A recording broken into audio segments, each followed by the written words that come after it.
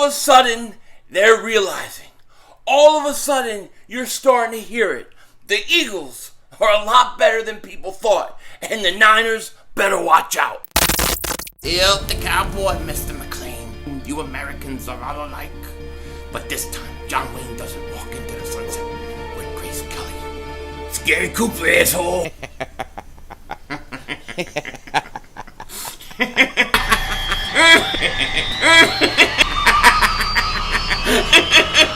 Dingbat! Oh shit! Oh shit! That was crazy! Happy trails, Hans. Dallas still stinks.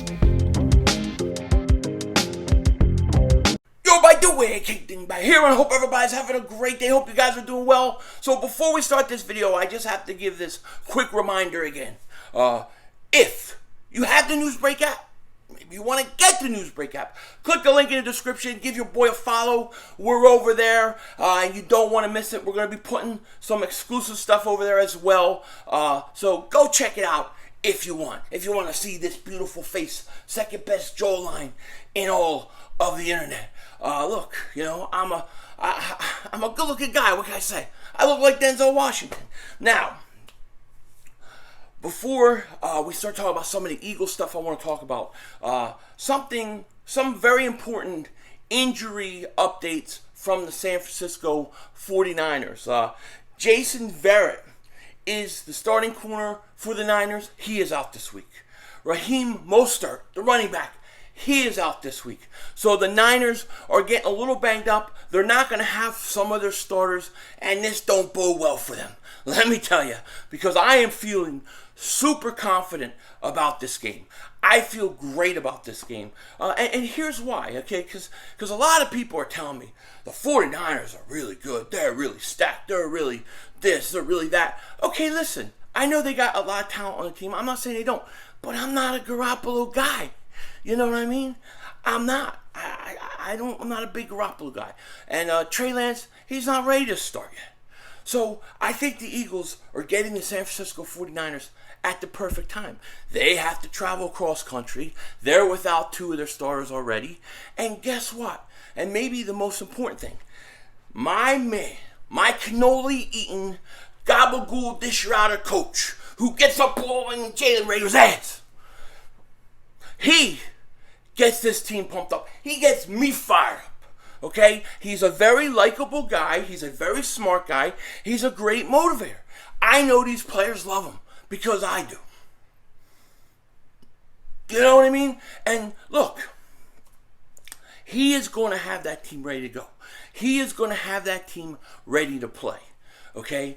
And when you take that and you combine it with the fact that this is the first game where the Link can have its fans at full capacity. It is going to be loud. It is going to be crazy. It is going to be insane. It is going to be mayhem. And the Niners don't want any part of Philly mayhem. I'm telling you right now, they don't want it because it's going to be like a playoff atmosphere. You saw all those college stadiums around the league when they first started. That's the way it's going to be in Philly. Maybe it's not like that, you know, in Atlanta or Jacksonville, but it is in Philly. And it is going to be loud, okay? It's not like that in New York. Actually, I'm sorry, New York, New Jersey. Ain't like that there because those people who are stuck in New York, they're not allowed out. It's a city that never opens. That's what I call it. But I think the Eagles have a big advantage versus the 49ers come Sunday, okay? And so it's going to be fun. It's going to be a fun game. And when the Eagles start 2-0, all the people who are, you know, say 3-4 wins all year, then they're saying, oh, maybe the Eagles are a little better than that. Isn't it funny how we go from, oh, the Eagles are going to win 3 games all year. There's no chance in Atlanta to, oh, well, the Eagles beat Atlanta, but Atlanta's a horrible team. But you said we were a horrible team. So you're saying we're not a horrible team then, right? Right? Because all I've been saying all season is this team can compete for a division. That shouldn't even be controversial, but it has been. It shouldn't even be. That's how much the other fan bases in this division were crapping on us. And they're all going to pay a price. They're all paying it right now. You see the Giants? You see Bad Dog? He's making videos saying Hurts has that it factor. I told him that 2 weeks ago on his channel. I said, he's got the things you can't teach. Oh, no, he can't pass. He can't throw the long ball. I'm telling you, I work at NASA. We calculate the calculations, and I'm telling you, I get so angry when I tell him, because, ah! But that's what he said. I said, he can fix those mistakes. Now, he's saying, well, does Daniel Jones ever have what it takes to be like Jalen Hurts? No, he stinks. I saw Daniel Jones on Sunday. He's the same guy. He stinks. And why that team did not draft offensive linemen, I have no idea. But I really look at like the division now, right now. I think the Eagles are the best team. If them or Dallas, you can say they're going to battle it out. But I think the Giants are clearly the worst team in this division. I truly do. No offensive line. They have a coach who don't know the rules. Throws the red flags on touchdowns when it's going to get reviewed up in the booth automatically. Okay, he has a whistle. I think he watches Pizzle videos because he's got a whistle. And he makes guys run laps. If anybody ever needed to run laps, it was him. All right, so it's just like, I don't think this division's that good. I think a lot of people are going to be surprised by the Eagles this year. I said I thought the Eagles could win 7 to 10 games and fight for this division. Where I'm at right now is they're going to win more than 7 games, and they're definitely fighting for this division. They have a good chance. I think it's a 2-team race. I do. I think it's a 2-team race. Unless the Washington no-names can get a quarterback. What are they going to do? Trade for Nick Foles? That I wouldn't want. But I'm just saying. So, it's going to be interesting. This division is not what people, a lot of these other teams thought. But the Eagles, with the mix of veterans and young athletic talent and a very smart coach, they're in it, baby. And that excites me more than anything. And I'll tell you something else that excites me real quick. And I wanted to pull this up. Let me see where I do with it. But I was looking through the statistics, right? Especially just receiving statistics. And the way Jalen Hurts spread the ball out was unbelievable. Devontae Smith, 6 catches, 71 yards. Jalen Reagor, 6 catches, 49 yards. Dallas Goedert, 4 catches, 42 yards. Ertz, 2 catches, 34 yards. We'll talk about that in a second. Watkins, 3 catches, 23 yards. And Professor Kenneth Gainwell, 2 catches, 6 yards. He spread the ball out to everybody. Okay?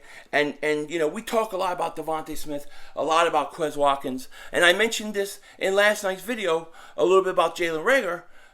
But Jalen Reagor had a really good game. He had 6 catches, a touchdown, showed his speed. I thought it was phenomenal. Another guy who had a really strong game, I'll give you 2 guys. 2 other guys I thought had a really strong game, and there was a lot of guys that did.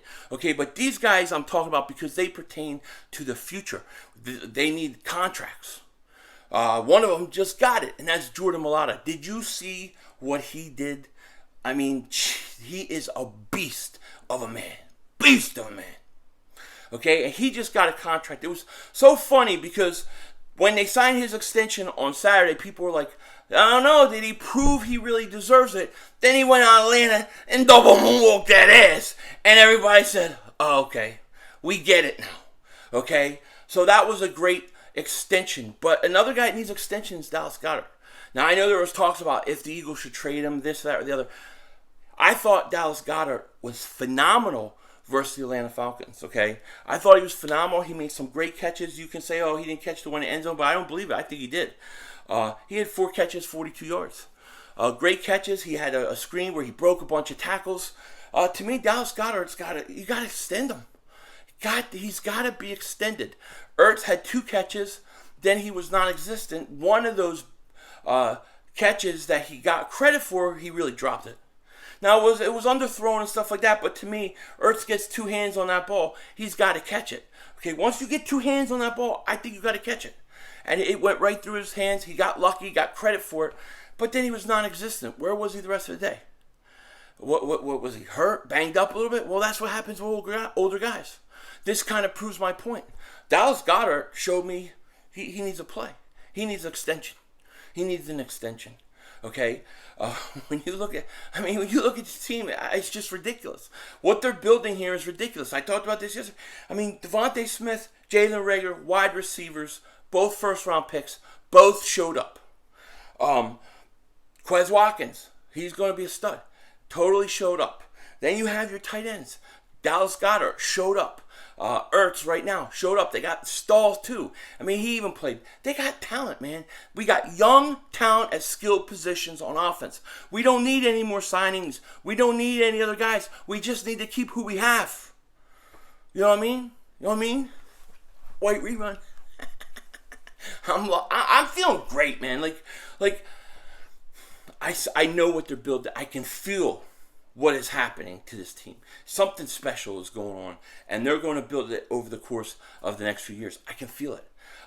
But, you know, it wasn't just Jalen Hurts, Devontae Smith. These other guys like Goedert, Reagor went out and played great. Jordan Mailata played fantastic.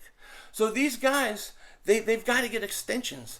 No question about it. And then you got that force. You got these guys feeling good about themselves. Going into Sunday's game in Philly, where you already have two starting pieces for the Niners out, and you have the crowd back in the stadium. I'm telling you, it's going to be nuts there. I wish I could be there. It's going to be nuts. And yeah, I can't wait to do my preview prediction video this Friday. But I'll tell you this, it's probably going to be the most well-known one I've ever done, because I think you guys know how I'm leaning. I said all along before the season started, Eagles will start 2-0, Dallas will start 0-2, and then we're going to go into Monday night and see what happens. And the more the Eagles play, the more I believe in them. With that said, take care. Talk to you later. Of course, don't be a dingbat.